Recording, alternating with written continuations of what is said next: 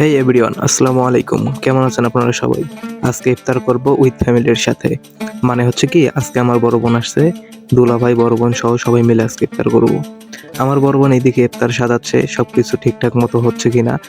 এইদিকে আমি আবার আলু উষা পছন্দ করি, প্রত্যেক রোজে আলু উষা খাই।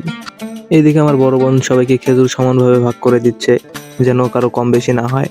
আমি আবার দুপুরে স্যালাইন নিয়ে আসছি, অরেঞ্জের পাউডার ড্রিঙ্ক এবং সাফরটিয়ান, যেটা আমি সবসময় খাই। এদিকে জগ ভর্তি পানি নিয়ে আসছে, পানি রেডি করে রাখছে যেন পরবর্তীতে নিয়ে আসা না লাগে। পরবর্তীতে এগুলো পরে ভিজাবো। এদিকে আমার আলু সিদ্ধটা নিয়ে আসছে, যেটা আমি প্রায় প্রত্যেকটা রমজানেই খেয়েছি।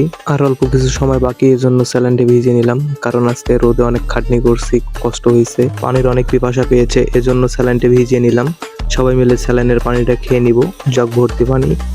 আজকে আমরা বাড়িতে ছিলাম 5 জন শুধুমাত্র, কারণ আব্বু আম্মু গেছিল নানু বাড়িতে।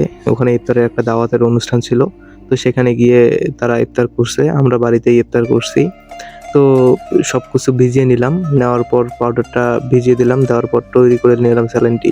ইফতার সবাইকে ভাগ করে দিয়ে সবাই বসে পড়ছি, কারণ আর অল্প কিছু সময় বাকি আছে। এদিকে দুলাভাই বসছে, সামনে বড় আপু, ওইদিকে আমার ওয়াইফ বসে আছে।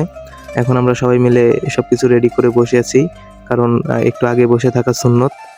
এখানে স্যালাইন মেশানো পানি, কারণ সবাই বলে যে ইফতারের সামনে নিয়ে বসে থাকা নাকি সুন্নত, এই জন্য সবাই বসে আছি, একটু ওয়েট করতেছি। তো নিচে দেখতেছি এই পিচ্ছিটা আমার দিকে তাকাচ্ছে, ওই জন্য ওকে তুলে নিলাম। পরবর্তীতে আমরা সময় হয়ে গেছে, বিসমিল্লাহ বলে খেয়ে নিলাম পানিটা। বিসমিল্লাহির রহমানির রহিম। আজ অনেক ক্লান্তি গেছে, এই জন্য সবটুকু পানি খেয়ে ফেলছি, স্যালাইন ভেজানো পানি সবটুকুই খেয়ে ফেলছি, অনেক ভালো লাগতেছে এখন। পরবর্তীতে সবাই মিলে ইফতার করা শুরু করলাম। আমি প্রথমে খেজুরটা নিয়ে বিসমিল্লাহ করে ইফতার করলাম। এদিকে দেখে ভাগ্নি আমার দিকে দেখছে, তাকাচ্ছে এবং হাসতেছে, হাসতে হাসতে খাচ্ছে। পরে ওর ভিডিওটাও করে নিলাম।